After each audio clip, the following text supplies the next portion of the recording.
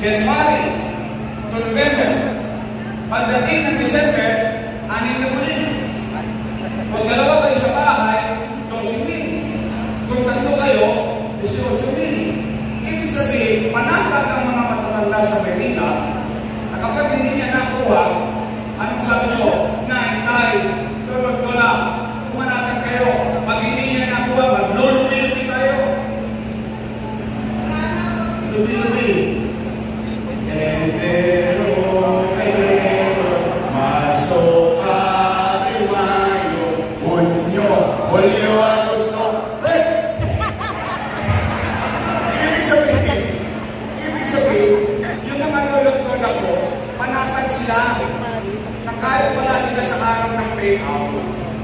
Alam nila, magiging retroactive. Kaya ngayon, anong gagawin ng mga matatanda? Magbabantay sa barangay hall, araw-araw. Kaya naman ng mga matatanda, malalapot ang dulo niya. Maaga na gigising niya. O dahil gagawin na lang ngayon ng mga matatanda, wala nang araw-araw. Pag-gising na sa umaga, pupunta sa barangay hall. Chairman, balita. Lola, alas pa. Uwi. Gising ulit sa umaga. Chairman, ano na balita? Lolo, wala pa. Imamalas-malas ko. Yung matanda tinawagan ng apo. Lola, pasyalan mo naman kami sa Cavite. Namimiss ka na namin. Lolo, pasyalan mo naman kami sa Bulacan. Namimiss ka namin. Siyempre, ako yung tumawag. Yung matanda ng bakasyon. After 2 days, bumalik sa mundo. Pagbalik sa mundo, sana ang order. Chairman, ano nangyari? Nakunay, nagkabigayan kahapon, wala ka. Malas.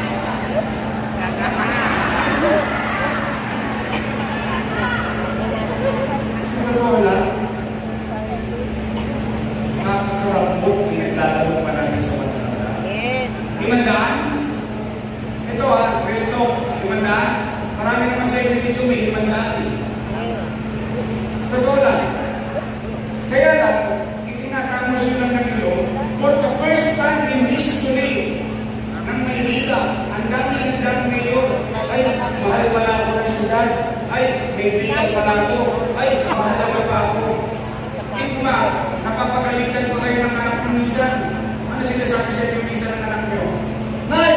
Tumigil ka na sa nakapila, init-init, 1.5 na yan. Ito na 1.5. Ano sabi ko naman dyan? Ayaw ng pera mo gusto may bilyonin. Ito, diba? 500 lang mahirapan ko ba? Hindi naman siya malaking pera yun. Ngayon, kung may 500 kayo, bumaba kayo sa truman, hindi naabot sa ground floor. Pero alam mo yun, it's not the amount eh. It's not the money, it's the act itself. Yung ginawa ng gobyerno, yun yung hinahabol ng mga matatanda. Eh ngayon, pagkakapag ko pa, 500 na lang. Wow! Benton. Kilala niyo ba si Benton? Makikilala niyo rin yung... Eh, nalulungkot lang ako eh. Sa totoo lang. O, pangalawa, totoo ba na kapag hindi ka na botante, wala ka na rin pensyon? Sige, harapin natin yan. Tingnan natin. 9. Lola at lola ko. Tingnan natin kung ano mararamdaman ninyo. May sakit ka. Nakahirati ka sa karamdaman. 6 na taon ka lang may sakit. Hindi ka na nakakabangon. Hindi ka na bukante. Tama mali? Pero buhay ka pa. Humihinga ka pa. Tao ka pa. Dahil wala ka ng boto, wala ka ng pensyon.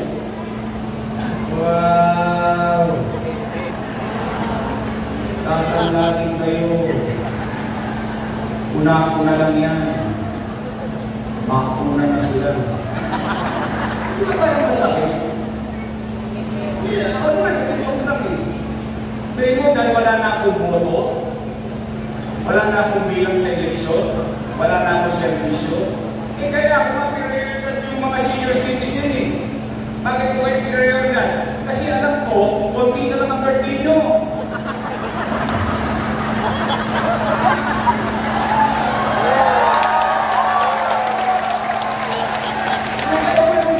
Yung sa hinaba-haba ng pamumuhay mo sa Maynila, yung maramdaman mo na doon, sa senior, may isang patang uhugin, mahal kami. Minsan na yung anak ko, dinadaan-daanan lang ako sa bahay. Buti pa yung nagdulo sa senior, naaalala ko lagi buwan-buwan. Yun yung bata kami inaalagaan ninyo. Malalapot pa ako namin, kayo matitigas sa puto. Ngayon, marurupok na ako ninyo, ano ba naman alagaan namin kayo? Yes.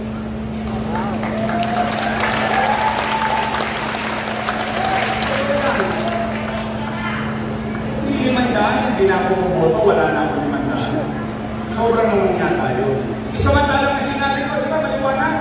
Ang sinabi ko, ang polisiya, yung batas na ginawa namin, mayaman, middle class, mahirap, may sakit, o wala, butante, hindi butante, pantay-pantay.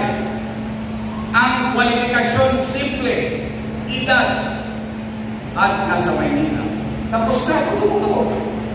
Ganun na simple.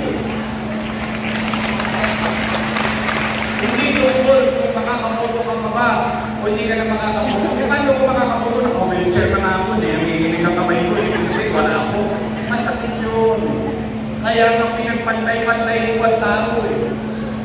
Lahat meron. Lahat parang naman nila. Pinagmamanasakitan sila ng gobyerno. Pangatlo, totoo ba yung insure pinalitan ng isip mo? Totoo ba yun? Gusto pa tayo ng ka-diabetes eh. Wala na insure?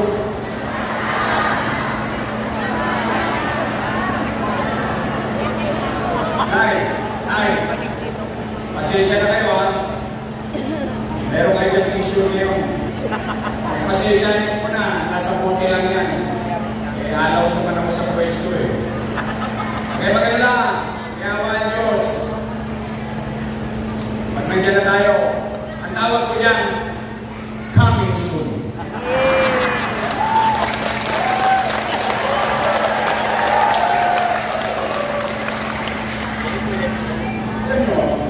Ayun o, yun yung bakso. Pagiging ninyo, kung may pangalan ko. Di ba naman yan, vitamins sa kayong gatas? Tama ba, Lola? Naalala niyo yun? Sa totoo lang. Alam mo ba ito kayo pinag-prioritan talaga? Alam mo yung... Ang dami nang tumaangkin. Ang dami na magagaling, masisipat. Pero walang gumawa niya ng prioridad ng taong bayan. Minsan nga napagalitan pa ako ng senior citizen. Sabi sa akin, pinutintay ako eh. Ikaw, hindi mo na kami mahal. Bakit po na yun? Yung binigay mo sa aming bigas, ulit pa. Yung black rice, alam niyo yung black rice? Mahal yun eh. Sabi ko na eh. Round ano yun. Sa totoo lang, yan ang pinakamahal na bigas sa buong mundo. Ha? Anong mahal? Ang kunat-kunat, ang tigas-tigas, ang hirap lutuin. Ulit pa eh. Dahil, yan yung pinakamasustansyang bigas na pwede mong makain. Kasi nga gusto ko malusog ka, kaya kita may insure, gusto ko malakas ka. Yung, alam mo yung gusto mo iparamdam yung pagmamahal sa tao. O, Nay! Sige, pumanatag kayo.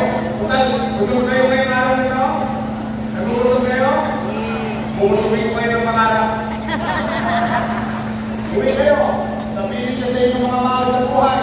Babalik! Iyawan Diyos. Babalik. Sa tulong ninyo, nakabalik tayo. Ibabalik natin yung dating mga nawala sa oras.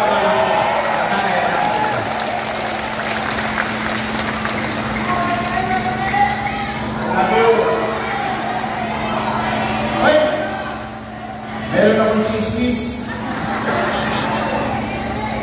Ewan ko kung nabalitaan niya na